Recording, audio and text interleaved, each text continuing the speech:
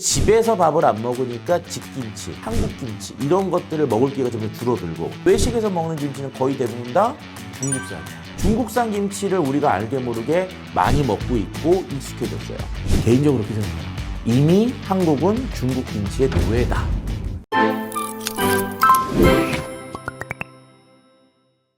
셀코TV 탐나는 일상 차윤환 박사와 함께하고 있습니다. 오늘도 반찬 중에 우리에게 꼭 필요한 반찬을 소개해 주실 거예요. 오늘 뭐예요? 한국을 대표하고 전 세계에서 한국 거다라고 인정하고 있는 김치! 김치. 네. 김치 대기 좀 아유, 해보려고 해요. 그러네. 대왕이네. 맞네요. 저 한국을 대표하는 한국 반찬으로는 최고죠. 일단은 김치의 종류 얘기할 때 김치 종류가 몇 가지나 될까요? 일단 배추김치, 동치미, 그리고 저 총각김치, 나박김치, 그쵸. 그리고 또 저쪽 여수 쪽에 갓김치. 종류가 어마어마하잖아요. 파김치. 예. 저쪽 이제 김치 역사 얘기하면 뭐 조선시대, 삼국시대부터 있었다 막 이런데 일단은 뭐 제가 주로 찾는 건 조선왕조실록을 좀 보거든요. 역시 세종실록에는 별의별 게 내용이 많아요. 그 중에 하나 기록한 게 뭐냐면은 종묘제례 같은 게 있잖아요. 네. 그때 올리는 음식의 종류, 음식의 순서 이런 것들도 다 기록으로 남겨 있는 거예요. 근데 거기 보니까 이렇게 돼 있어요. 첫째 줄은 부추김치, 둘째 줄은 무김치, 그 다음에 미나리 김치. 그러니까 이때 제상에 왕의 제상에도 부추김치, 무김치, 미나리 김치가 올라갔다라는 거죠. 그러니까 김치를 언제부터 먹었는지는 모르겠으나 명확한 기록에서 조선 초기부터 제상에 올릴 정도로 일반적이면서 잘 먹었다라는 얘기를 드리고 싶어요. 조선 시대의 사회를 지배하는 사상은 뭐였냐? 음양오행이죠. 음양오행이에요. 그때 양을 상징하는 색이 뭐냐면 태양, 붉은색이에요. 그런데 음식이 상한다는 걸 옛날 사람들은 뭐라고 생각하냐면은 귀신이 들어간다고 생각했어요. 음의 세력이 들어간다고 생각을 한 거예요. 그럼 음의 세력, 귀신이 들어오는 걸 막으려면 양의 기운을 넣어야 되잖아요. 그때 붉은색을 넣어준 거예요. 그러면 그 전에는 우리가 뭘 썼을까요? 귀신 막으려고 우리가 먹는 거 있잖아요. 동짓날. 팥죽. 붉은색. 붉은색. 팥이 레드빈이잖아요. 그러니까 옛날에는 팥죽의 붉은색 정도만 우리가 붉은 걸로 썼단 말이에요. 근데 갑자기 새빨갛게 들어오니까 조선에 있는 우리 선조들은 감탄한 거죠. 진정한 붉은색을 봤다. 그러면서 보관하려고 하는 음식들에게는 붉은색을 씁니다. 그래서 배추김치, 젓갈 이런 것들. 그 다음에 이제 우리가 간장 같은 거 하면 위에 이제 붉은 고추들 몇 개 띄워놓죠. 맞아, 숯하고. 이게 왜? 귀신 들어가지 말라. 그런 의미였던 거죠. 그래서 매운맛이 아니고 결과적으로는 그 색을 즐기기 위해서, 색을 이용하기 위해서 고추를 썼던 거예요. 우리 바보짓을 했습니다. 김치한테? 네. 김치를 영어로 쓰면 어떻게 되죠? 김치를 그냥 그렇게 K 뭐 이렇게 쓰잖아요. KIMCHI 이렇게 되잖아요. 김치라고 하는 이름을 세계적으로 인정한 건 그거예요. 그런데 세계 시장에서 이제 어떤 용어가 정의가 되려면 정의를 해야 돼요. 그 용어가 자리를 잡으려면. 왜 김치한테 우리가 바보짓을 했냐면 김치 어떤 게 있다 그랬죠 지금? 김치 그러면 아까 뭐 많죠. 배추김치, 총각김치, 나박김치 뭐 다 이렇잖아요. 김치는 국제적인 정의가 배추로 담근 고춧가루를 넣은 김치만 김치로 인정합니다. 나머진 김치가 아닌 거예요? 바보짓한 거죠. 그러니까 옛날에 김우치하고 코덱스에 올라갈 때 싸움에서 한국은 처음 해봐서 그렇겠죠. 김치라고 하는 한국 김치를 얘기할 때 배추김치만 올린 거예요. 배추김치. 대표적인 거 하나 딱 올렸구나. 그거. 그리고 나머지들은 김치로 인정을 안 합니다. 엄밀히 말씀드리면. 나머지들은 일본 김우치나 한국의 백김치나 별 차이가 없다고 볼 수도 있어요. 그래서 이제 실제로 우리가 김치는 한국 거다라고 얘기하면은 얼마 전에 싸움이 있었잖아요. 중국과. 중국이 뭐 파오차이 얘기하면서 김치의 원조다 뭐 이런 얘기를 했을 때 우리가 막 싸웠어요. 근데 서양 사람들이 생각했을 때 파오차이와 한국의 김치는 명백히 정의가 다른 거예요. 그게. 그러니까 우리가 김치를 조금 더 넓게 정의해 줬어야 되는데 배추에 고춧가루를 넣어서 발효한 것만 김치를 우리가 등재를 해버린 거예요. 그러니까 지금 20년 지나서 중국이 그런 얘기를 해도 우리가 엄밀히 얘기하면은 명백하게 김치를 갖고 싸우기가 어려운 거죠. 파워차이 제가 거기는 이제 ISO라는 데 들어간 거거든요. 봤더니 얘네들도 배추를 가지고 고춧가루 내용이 없어요. 발효했다. 아, 배추를 가지고 발효했다. 그러니까 고춧가루를 넣은 것 부분만 싹 어떻게 빠져가지고 배추나 다양한 야채를 발효해서 먹는 것들을 정의한 거예요. 그러면 더 범위가 넓으네. 넓죠.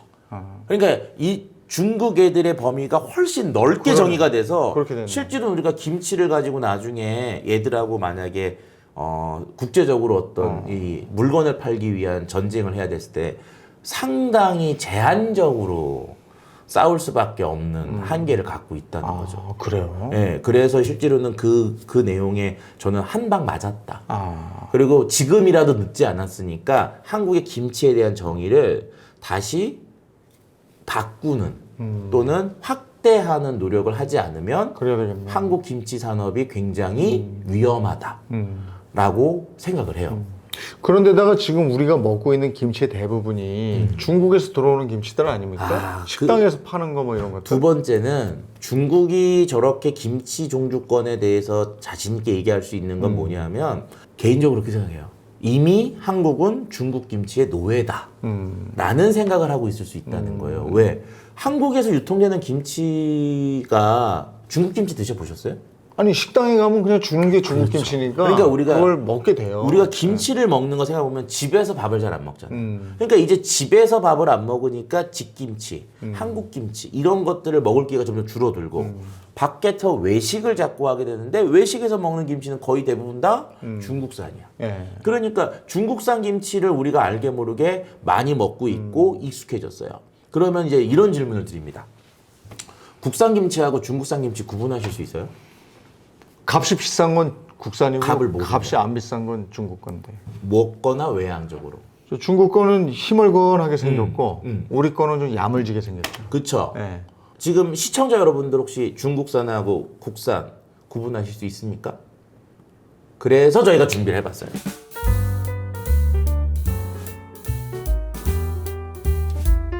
자, 김치 3개가 나왔는데 네. 일단 저도요.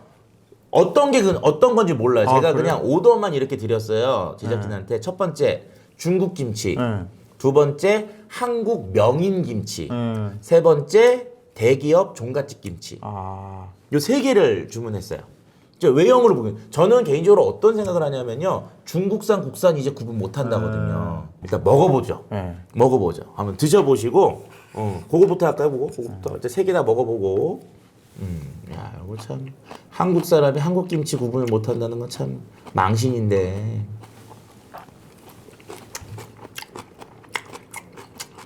자, 이것도 먹어볼까요? 두 번째.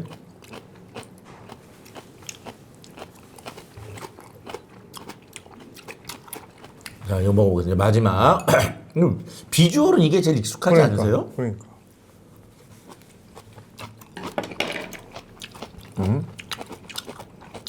일단 중국산 한번 골라보시죠. 전 이게 중국산 같아요. 저는 이거는 그냥 어디 막 기계로 찍어낸 거 대기업, 네. 대기업 그럼 공장. 이게 중국산 아닌가? 이게 중국산. 자, 그럼 이게 중국산, 이게 중국산. 자, 물어볼게요. 중국산 있습니까? 정답.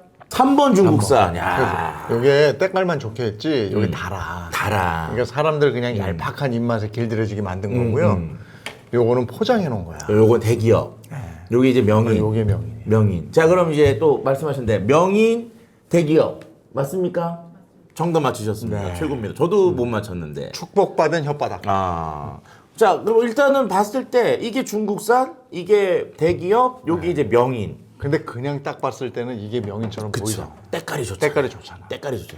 또 하나는 이게 왜 문제점이 있냐면 처음에는요. 중국산 수입됐을 때 사람들이 알았어요. 맛이 너무 달라. 왜냐하면 아까 고춧가루가 다르잖아요. 고춧가루가 한국 고춧가루는 안 매웠고 중국 고춧가루는 매웠는데 그걸 중국 애들이 이렇게 쓰니까 처음에는 김치가 어떻게 상했니? 처음 중국산 김치는 뭐 이렇게 매워? 그 매운 걸 감추려고 하니까 애들 어떻게 해요? 소금을 막 넣어. 뭐 이렇게 짜? 이렇게 됐거든요. 근데 지금은 우리가 고춧가루도 중국 걸 많이 갖다 쓰고 그 다음에 중국도 배추하고 고추를 한국 종자를 갖다 쓰고 하다 보니까 이제 맛이 얼추 비슷해지는 거예요. 그러니까 자꾸 이제 중국에서 이제 김치 얘기하고 실제로 뉴욕 타임즈가 한국의 김치 산업이 위험하다까지 기사까지 냈어요. 네. 왜냐면 뭐 그때 90대 10, 뭐 98대 2 그래서 압도적으로 중국산 소비가 많다. 그래서 우리가 실제로 김치는 한국 거다라고 얘기를 하고 있지만 문화는 한국 거지만 산업적으로는 이미 중국에 많이 속해 있는 거로 외부에는 보일 수밖에 없어서 어떻게 보면 한국 김치를 이제 신경 써야 될 때가 되지 않았나. 그동안 너무 그냥 우리 거다라고 얘기를 한 게 아닌가 생각이 들어요. 미국 가셔서 김치 드셔보셨어요? 미국 가서도 김치 먹었죠. 그래요? 이거 주로 대기업 김치가 많아요. 그렇죠. 왜요?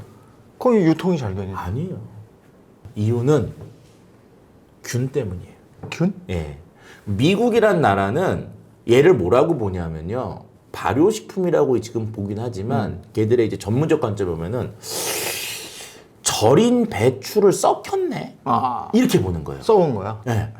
균이 자랐잖아요. 그러면 균은 우리는 그냥 발효식품에 대해서 굉장히 호의적이기 때문에 발효돼서 먹어도 다 상관없어. 이러지만 미국은 균이 자란 건 일단 잘 봐야 돼요. 자, 그러면 미국에 김치를 수출하려고 하잖아요. 미국에서 요구하는 사항이 뭐냐? 어떤 균 썼니? 어떤 균으로 발효를 시켰어? 그거 어떻게 알아? 근데 모르잖아요, 우리가. 균이 지가 달라붙었는데. 그쵸. 그러니까 수입이 안 되는 거야. 수출이 안 되는 거야. 근데 대기업은 멸균을 시킨 다음에 균을 넣어줘요. 균을 넣어주니까 걔네들이 우성종으로 잘한단 말이야. 그러니까 무슨 균이 들어가는지 아는 알죠. 아니까 걔네들은 그 레포트를 줍니다. 그러면 미국에서 그래 이거 안전한 균, 오케이 수입. 자, 그런데 이게 이제 한국과 일본 발효의 관점이 차이거든요. 일본은 종균이라는 걸 만들어서 뿌려요. 뿌려요. 우리 막걸리 빚듯이. 막걸리 걔들은 막 뿌리죠. 생막걸리 식초 붓고 같은 막 거. 그러잖아요. 근데 우리는 자연 발효야. 그렇죠. 그러니까 그냥 얘가 두면 어디에서 막 자기 멋대로 와서 잘한단 말이에요. 그러다 보니까 일본은 김치를 미국에 수출할 수가 있어요. 그러니까 미국에서 어떤 균 썼는데 그러면 이 균 썼어요. 안전한 균이네. 균 관리 잘하고 있어. 네. 그럼 수출. 근데 우리는 할머니의 그렇죠. 할머니의 방법대로 자연에 있는 균이 와서 리젝트. 그러니까 막상 우리 입맛에 좋고 한국의 전통 명품 김치는 수출길이 막히죠. 중국 김치는 쉽게 들어와요. 왜? 우리는 김치는 종균을 뿌리지 않잖아요. 그렇죠. 그러니까 뭐 그냥 해가지고 절이면 다 절여지는 거지. 네 균이 무슨 균인지 몰라죠. 그러니까 막상 우리는 가운데 끼어서 우리의 뭐 좀 이렇게 여유로운 기준에 중국 김치는 쉽게 한국에 들어오고 미국의 발효에 대한 관점 때문에 우리 김치는 수출이 안 되고 그 틈에서 일본은 많이 이득을 취하죠. 그러니까 실제로 제가 명인분들한테도 그런 말씀을 드리는 게 김치를 할머니의 방식대로 만드는 거와 더불어서 미국적인 서양 아이들의 관점도 우리가 보듬어줘야 된다. 그래야 김치가 국제화가 될 수 있다. 근데 실제로 김치 연구소가 있어요, 우리나라에서. 그럼요. 정부가 투자한 게 어마어마한 데이터들이 나오는데 거기 있는 형들하고 또 선배들하고 얘기를 해보면은 자기네들이 연구된 균이나 이런 것들을 명인이나 이런 분들한테 말씀을 드리잖아요. 균을 관리한다는 게 조금 낯설잖아요. 그래서 그 방향이 좋은 거는 인지하지만 전환을 못 한대요. 그게. 그런데 김치가 중국과의 싸움을 이기고 세계적으로 가려면 이 전환 해야 됩니다. 그러지 않으면 만에 하나 저기에서 이상한 균이 자랐어요. 그러면 대참사죠. 대참사. 그럴 수도 있는 거지. 그럴 수도 있는 거죠. 사람한테 해를 끼치는 균이 들어가 있을 수도 그러니까. 있죠. 그래서 미국은 그걸 막거든요. 언제가 가장 영양적으로 풍성할 때요? 잘 익었을 때입니까? 아니면 묵은지 김치도 있는 거고 갓 익은 햇김치도 있는 거잖아요. 자, 일단요. 그 발효라는 걸 좀 이해하셔야 되거든요. 김치 발효. 김치요. 한 이틀 담가 놓고 드셔보셨어요, 혹시? 그거는 풋김치죠. 맛도 안 나죠, 맛도 안 나나요? 네. 일단 그때. 근데 우린 겉절이 먹잖아. 그쵸, 겉절이는 그래도 괜찮은데 김치가 한 이틀, 3일 정도 됐을 때 딱 드시면 처음에 먹으면 일단 느끼는 감정이 뭐냐? 짜요. 짜죠. 겁나 짜요, 진짜. 짜죠. 겁나 짜. 예. 그런데 이게 잘 익으면 어떻게 돼요? 짠맛이 거기다 달달한 맛까지 없어져요. 나지. 예. 왜? 유산균이 자라서요, 유산을 만들잖아요. 신맛이 만들어지죠. 신맛과 짠맛은 경쟁 관계라서요. 신맛이 없으면 짜게 느껴지다가 신맛이 올라오면 짠맛이 덮어집니다. 그래서 실제로는 소금기가 그대로 있는데도 신맛이 올라와서 덮어져요. 그런 거예요. 자, 그러면 우리가 이런 거죠. 나트륨 섭취 줄이자 이런 얘기 예, 하잖아요. 그러면 햇김치를 덜 짜게 만들어 먹어야 돼요. 그러면 새콤한 맛이 없겠죠. 그 익은 다음에 맛이 안 나지. 그렇죠. 익은 다음에는 얘가 그러면 이제 짠맛이 너무 없으니까 뭐 이렇게 신김치 비슷한 느낌이 되는 거죠.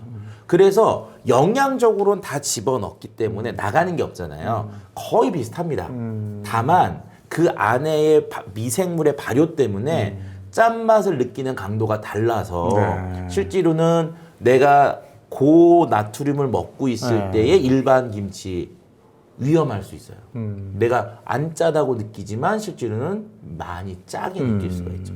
그래서 나트륨을 줄여야 될 분들고 줄여야 되지 않을 분들에서는 줄여야 될 분들은 이제 대기업은 전 개인적으로 좀 인정해주고 싶은 부분은 뭐냐면 저나트륨 저소금 김치를 따로 만들어요. 왜? 이런 방식을 아니까 조금 덜 익혀서 그렇게 이제 짠맛을 줄이는 그런 김치들도 만들고 있죠. 아우, 그나저나 요즘엔 우리나라 김치는 너무 비싸요. 그쵸. 그러니까 웬만한 집에서는 먹고 싶어도 잘 못 먹어요. 그러니까 이제 이게 지금 우리가 지금 정신을 바싹 차리고 뭔가 이렇게 행동하지 않으면 아니 국산이 비싸서 그렇지 재료값이 비싸서 그렇지 인건비가 비싸서 그렇지 이런 핑계만 자꾸 대다 보면 어느 순간 우리 식탁에서 그러니까. 우리 김치 없어지고요. 오징어 사라지고요. 두부도 이제 없어질 수도 있죠. 그러면 우리 건강을 이렇게 몇십 년 동안 몇백 년 동안 지켜주던 이 음식들이 다 사라지고 나면 이제 우리 뭘 먹고 할까요? 그러니까요. 그 경쟁력을 갖춰야 되죠. 그러니까 여기서 어금니 꽉 깨물고 우리가 고가이면서도 외국 사람이 먹을 수밖에 없게 개발해야 됩니다, 지금 이게. 그리고 그거에 대해서 노력을 해야 되고요. 이번에는 이제 한 3번에 걸쳐서 찬류에 대해서 얘기를 나눠봤습니다. 건강에 도움이 되시면 좋겠고요. 차윤환 박사와 함께했습니다. 고맙습니다. 네, 감사합니다.